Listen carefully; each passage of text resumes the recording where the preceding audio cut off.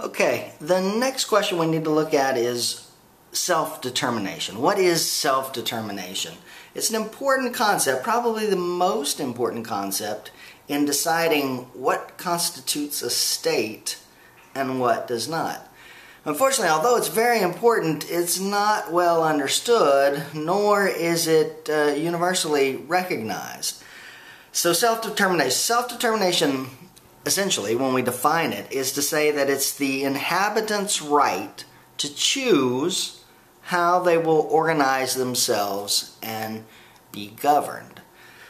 So self-determination has been held by the United Nations to be the most important concept in deciding statehood.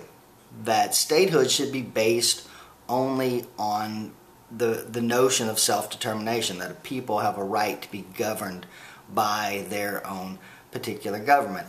An example of how self-determination works, go back to the late 20th century, the area formerly known as Southwest Africa. It was a territory controlled by South Africa. South Africa very reluctant to release that territory. The peoples of Southwest Africa chose to organize themselves into a state called Namibia, and Namibia is an example of self-determination. The rest of the world recognized Namibia in 1990 as a nation, as a state, and in large part on the basis of self-determination.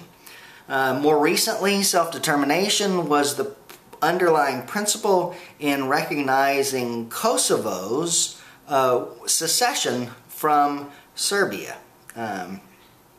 Kosovo, you may not have heard much about it. It was a major battleground state starting in the late 20th century into the 21st century. Kosovo now mostly recognized by many other states as an independent nation. Kosovo was for years a part of Serbia, an integral part of Serbia, really the heart of Serbia. Nevertheless, because of this principle of self-determination and that a large majority of the people living in the Kosovo region wanted to be an independent country, the Western world the